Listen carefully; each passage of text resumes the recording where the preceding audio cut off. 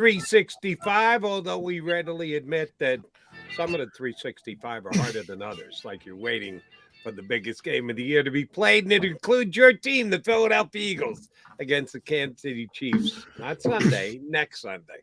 And we'll be here each and every single Monday through Friday to get you prepped and ready for the game. The Eagles will attempt to start their preparation with a walkthrough Thursday. We're used to the walkthrough Wednesday. Walkthrough Thursday. Will today's gathering decide the Super Bowl, John McMullen? No, it will not. Yeah, it would be nice to play the game on Sunday. It would be nice. That would be a better. But I'm sure you're excited for the Pro Bowl games. I know I am to see the new. Well, just let me interrupt. I don't even know what time No, they're I getting don't know. underway. Do I don't know. you? I don't even know what they're doing, Jody. I refuse to pay attention. It's going to be a Uh, dodgeball game. I saw yeah, the Mannings have commercials I out know there there's going to be trying to some suck you flag in. football. Yeah, Peyton and Eli are a big part of it. But anyway, enjoy that in Las Vegas. But yeah, I wish, like everybody else, I wish we were on a normal schedule, and and I know the players. I go remember that Alshon Jeffrey interview back from Super Bowl 52, where he was like, I wish we could come in Friday and play the game. Uh, YouTube that if you have some time, because that's one of the great interviews of all time. But somebody was trying to have some fun with him about are excited to see whoever was doing the Super Bowl halftime show, and he wasn't having anything. He wasn't having any of it.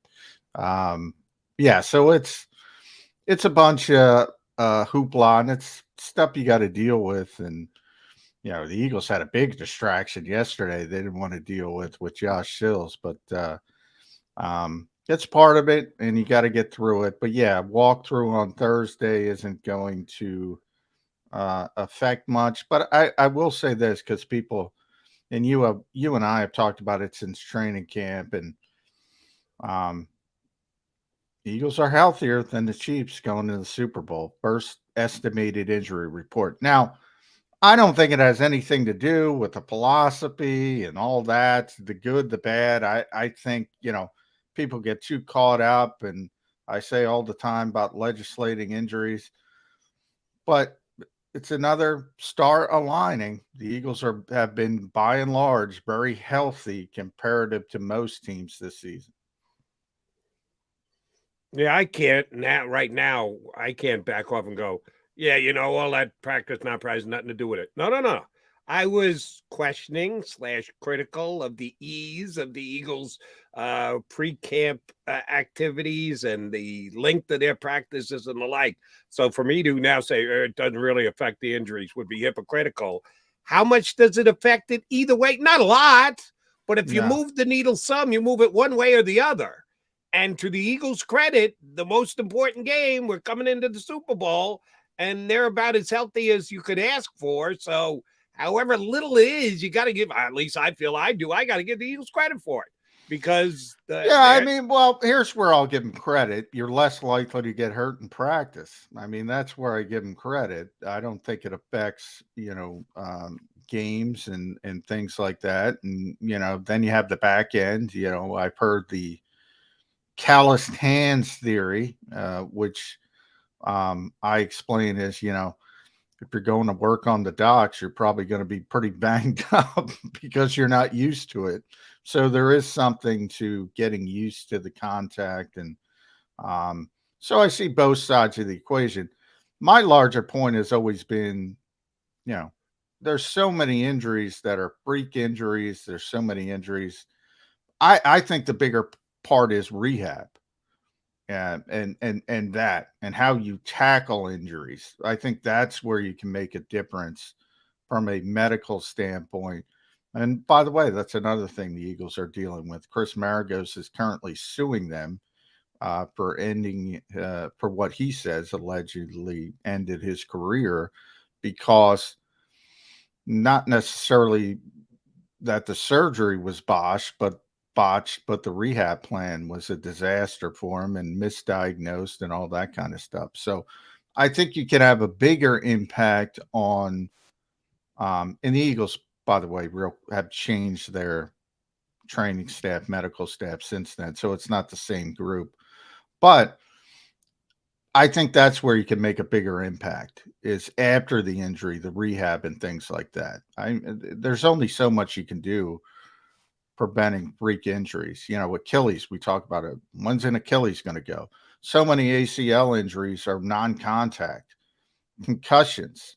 I mean, somebody bangs their head. What are you going to do? How are you going to prevent that? So some of it is just ridiculous to think you can prevent things like that. Well, the Eagles do, and they've done their business the way they have, and they're coming into the biggest game of all as healthy as can humanly be expected.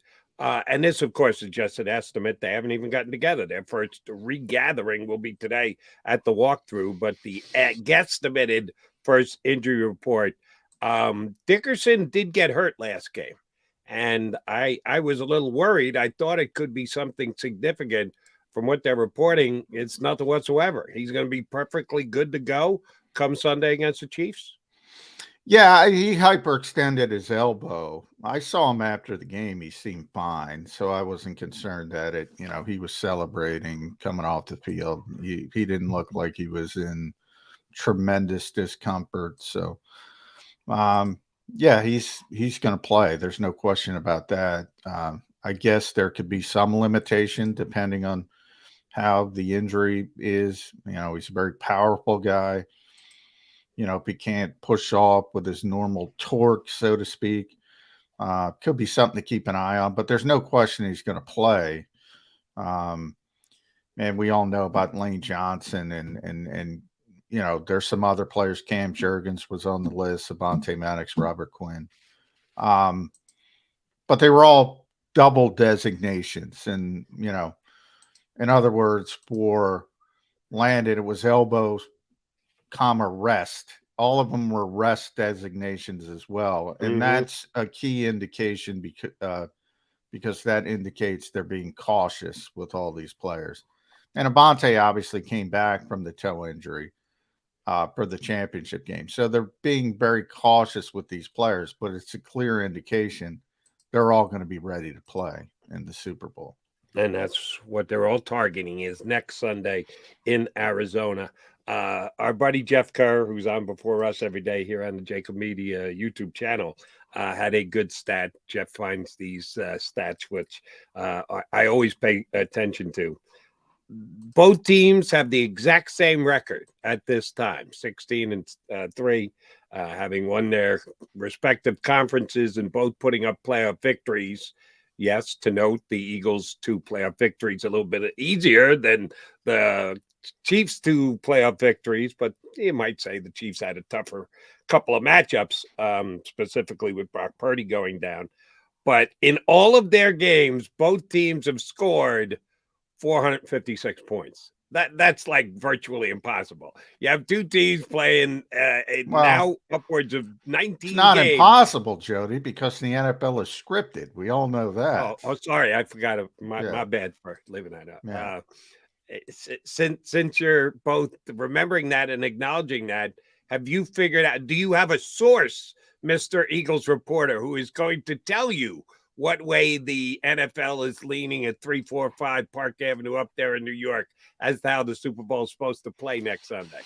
Well, tell me who the audience is. The audience is here on Birds. The audience is America. It's the Super Bowl. Exactly. It's everybody. Well, the audience here on Birds 365 is the majority Eagles fans. So obviously the NFL is against the Eagles. Against? You think they're against? I'm going to be on Kansas City later, and obviously the NFL will be against the Chiefs. You got to play up to your audience, Jody. Oh, okay.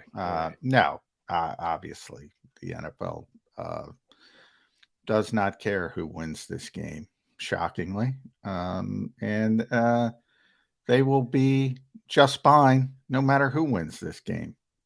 So yeah, I don't buy into any of that nonsense. And by the way, I think they're going to do a big number. If we are talking about the television, they always do a big number. Well, there's big and there's off the charts, unthinkable, can't believe.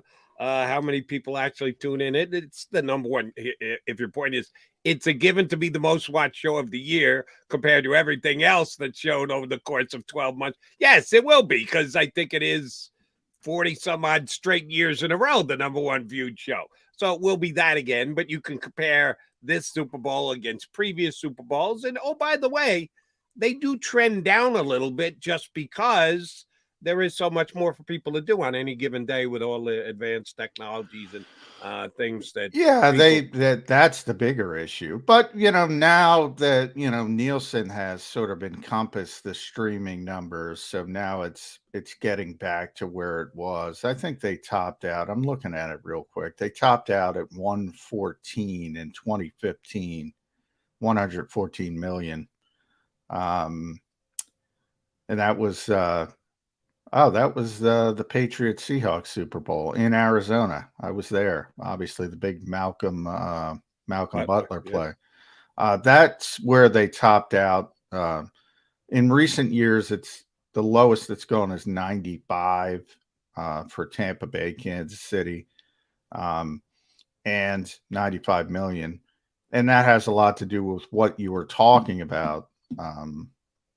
But now they're starting to encompass a better sort of measuring stick for DVR and streaming and all the other stuff that people can watch it.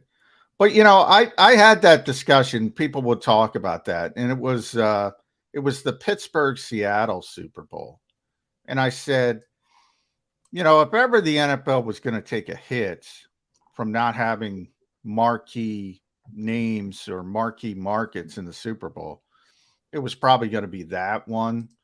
It didn't hurt the ratings at all. In fact, they set a record at that time.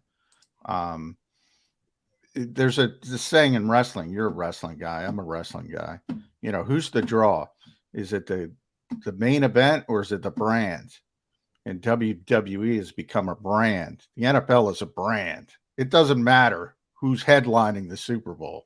People are watching the Super Bowl. And this is a pretty good headline Super Bowl, if you ask me. The Eagles are one of the more popular teams across the nation. We're here for most of the people. We think the guys that are on the stream right now and stream us every single day are mostly Delaware Valley people, but we do get people that stream in from. That's one of the beauties of this show and JAKIB Media YouTube channel. You can watch it everywhere. It's a national brand because it can be accessed from absolutely everywhere. And we appreciate the quote unquote out of town Eagle fans who are staying in touch with the Eagles by watching us here on Birds 365. And yeah, Patrick Mahomes has been the last couple of years, despite a couple defeats to Joe Burrow, he's been the biggest individual player draw in all of football. You wouldn't argue that with me that Mahomes is talking about branding, the branding of a specific position, quarterback. It's Patrick Mahomes and then the drop off to everybody else, right? Well, I would say till this year, it's still Tom Brady, but with Tom is now retired, still Tom Brady's like transcended football. He was a far bigger star, but yeah, besides Tom, I would. Patrick Mahomes is the biggest star in the NFL. I don't think there's any question about that at this stage. So now that officially Tom has retired, it's official. Okay. And oh, by the way, you think it's sticking this time, right? Yeah, it's sticking this time. Yeah. So I'm not gonna go 100% because he's kind of acted in a way that we can't get to 100, but I'm pretty damn close, 99 and change percent. And yeah, I did get that one right last year. I thought that he would come back when he retired. I said, it's not over till it's over, just because he didn't get to announce. And by the way, you got a good guess as to where he announced his retirement from? Looked like Miami. Looked he was like on a he lives dune somewhere with reeds coming up in the background in front of a sky high hotel. Oh, I think he was in. That's where he lives now. So I think he was in Miami. I think he just walked down to the beach because he can live on the beach in Miami. He can afford it. So he surely can, and may he enjoy his retirement. He's not gonna. He's retired from playing. we expect him to be on Fox next year with the primetime games. Yeah, by the way, I don't want him replacing Greg Olson. I think Greg's done a tremendous job as the #1 color analyst on Fox. I think he's done a tremendous job. Obviously, his name is not as big, but I don't think Tom's going to be that good at it because I think Greg's really good at it.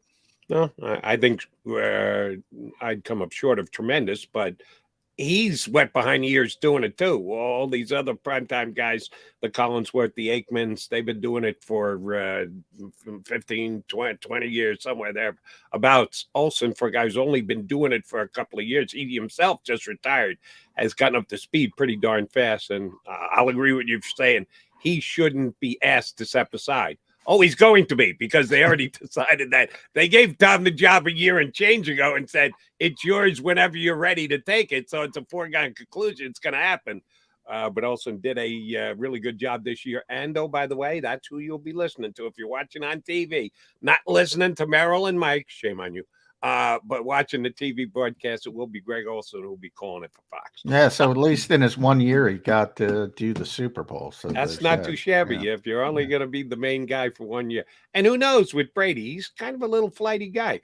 Changes his mind on certain things like retirement. Maybe he won't enjoy the television thing. So Olsen just going to hang around. He may get another Super Bowl somewhere down the line.